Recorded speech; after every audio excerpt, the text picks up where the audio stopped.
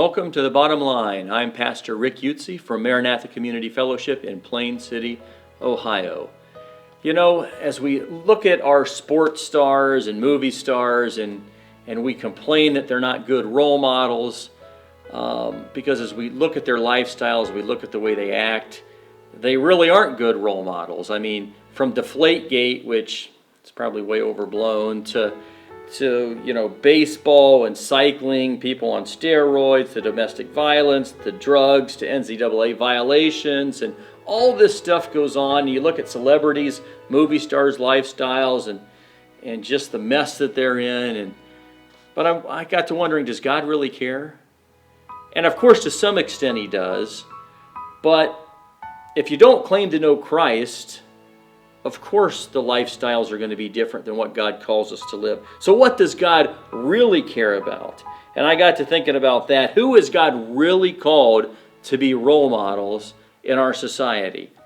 And in Matthew 5:14-16 it says, "You are the light of the world. A city set on a hill cannot be hidden, nor do people light a lamp and put it under a basket, but on a stand, and it gives light to all in the house.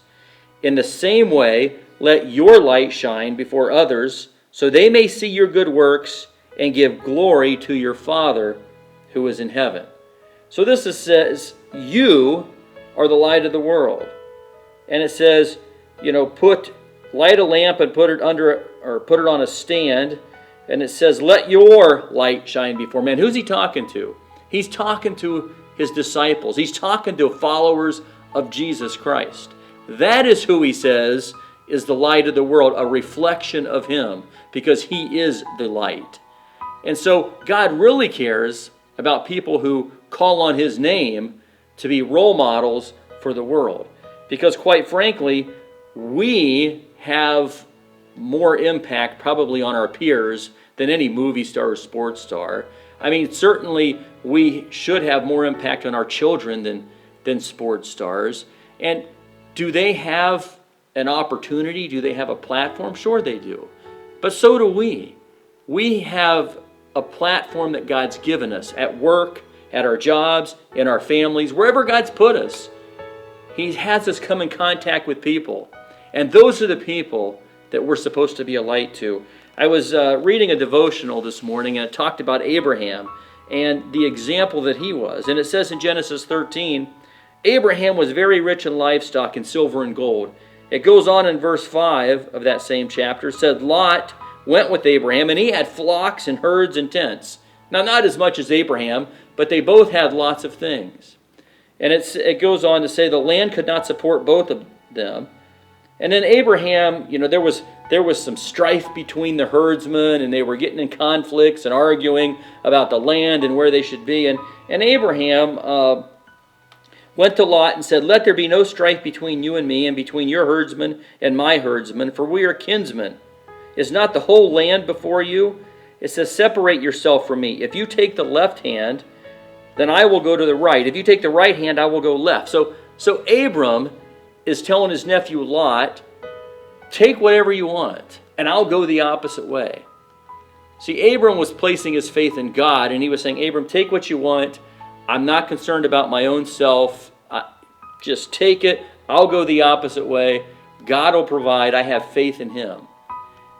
And of course, Lot took what he thought was the best, went to the land, went into the city of Sodom. That caused him all kinds of problems, by the way. God had to rescue him and his family from Sodom. And I wonder how much of a light Lot was there. I mean, nobody else knew Christ.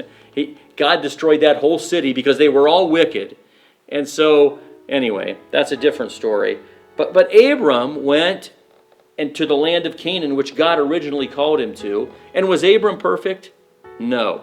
Just in chapter 12, he made a big mistake when he went to Egypt, and the Pharaoh lied to him about who Sarah, his wife, was. God had to actually rescue them by performing miracles and plagues so that they could leave Egypt.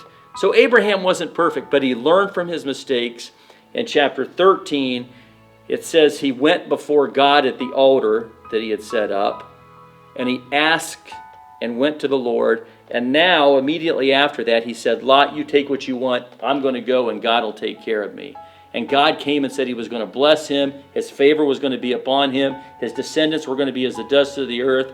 And that he was going to give him all the land that he could see there. And so as I was thinking about that, are we that kind of light? Are we more concerned about other people? Are we more concerned about their welfare and their good than we are about our own? Or are we so consumed with this world that we're not a salt and we're not a light? And so here's the bottom line. God wants us to be representatives of Jesus Christ. He wants us to walk as Jesus walked, live as Jesus lived, to reflect those values, to reflect who Jesus was, to tell other people about Jesus Christ so that they can have light, so they can be in his family, so they can be representatives of Jesus Christ. Are we going to make mistakes? Sure. But we can learn from them like Abram did and put our whole faith and trust in God, and we can be a light so others can see it, not so we get the glory, but so that we represent Jesus Christ and God, so God gets the glory and the fame and the honor for the things that we do. So are you ready to shine for Jesus? Are you ready for him to get glory and honor? If so, let's step up. Thank you for watching, and I'll see you next time on The Bottom Line.